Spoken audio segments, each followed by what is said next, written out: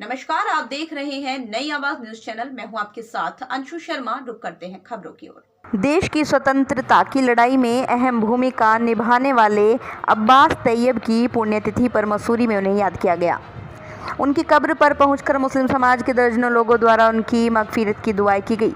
अब्बास तैयब की पुण्यतिथि को सरकार और प्रशासन की ओर से भुला दिए जाने पर मुस्लिम समुदाय के लोगों ने गहरी नाराजगी व्यक्त की। महात्मा गांधी की ओर से अब्बास तैयब को grand old man of Gujarat की संज्ञा दी गई थी। मसूरी लक्ष्मीपुर कब्रिस्तान में मुस्लिम समुदाय के लोगों अब्बास तैयब की कब्र पर पहुंचे और उन्हें पुष्पांजलि अर्पित की। अब्बास तैयब की कब्र और उनकी कब्र तक जाने वाले मार्ग की क्षतिग्रस्त हालत को देखकर नाराजगी व्यक्त की गई। स्थानीय निवासी मंजूर अहमद, कामिल अली, मोहम्मद मोनिश ने बताया, आज अब्बास तैयब की पुण्यतिथि है। ये दुर्भाग्यपूर्ण है कि न ही प्रशासन की ओर से कोई कार्यक्रम आयोजित किया गया है। उन्होंने कहा, अब्बास ने स्वतंत्रता की लड़ाई में अपनी अहम योगदान दिया है। आज अब्बास तैयब को याद करना भी मुनासिब नहीं समझा जा रहा। उन्होंने कहा, अब्बास तैयब के नाम पर मसूरी पेट्रोल पंप से गांधी चौक तक का नाम रखा गया था। उस मार्ग का प्रचार प्रसार ही नहीं किया गया। ये दुर्भाग्यपूर्ण है। उन्होंने सरकार से मांग की है कि अब्बास तैयब के घर को हेरिटेज भवन घोषित किया जाए। म्यूजियम निर्माण की भी मांग की गई है। अब्बास तैयब की मशहूर तैयब खानदान में 1 फरवरी 1954 बैच 1 फरवरी 1854 को पैदा हुए थे। 9 जून 1936 को जस्टिस अब्बास तैयब जी का इंतकाल 82 साल की उम्र में मसूरी में हुआ था। महात्मा गांधी ने उनकी याद में एक लेख शहरीजन अखबार में लिखा था। उसमें अब्बास तैयब को उन्होंने grand old man of Gujarat की संज्ञा से संबोधित किया।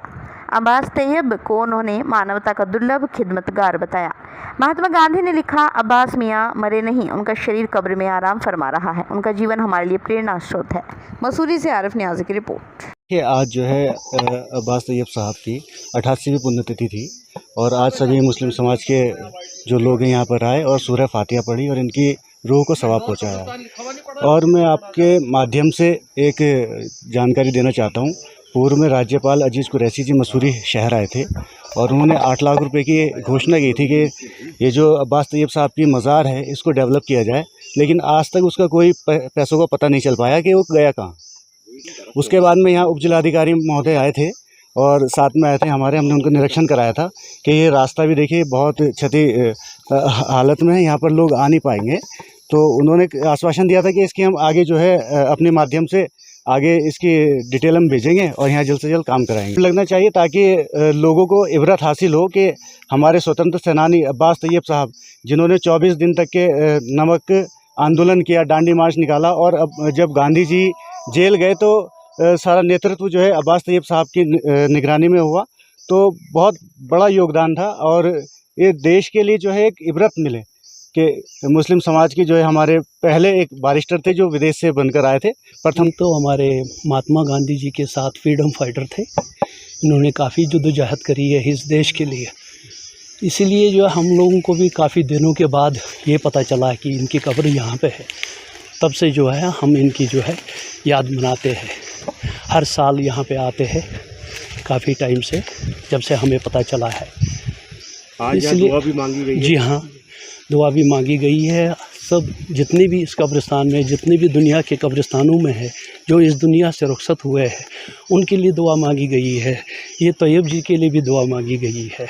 अपने देश के लिए भी दुआ मांगी गई है कि यहाँ पे अमन और सुकून रहे।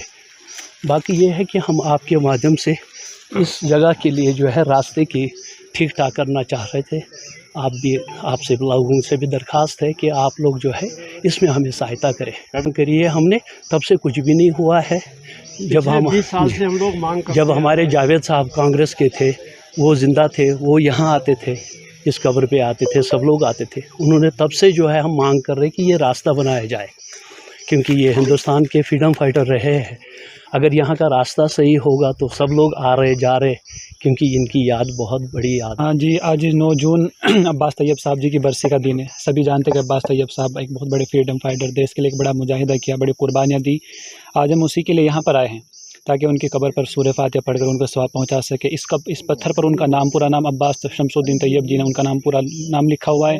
उनकी तारीख़ पैदाइश, उनकी वफ़ात का दिन लिखा हुआ है और उनके कुछ शायराना अंदाज़ में उनके कुछ कारनामे लिखे हुए हैं।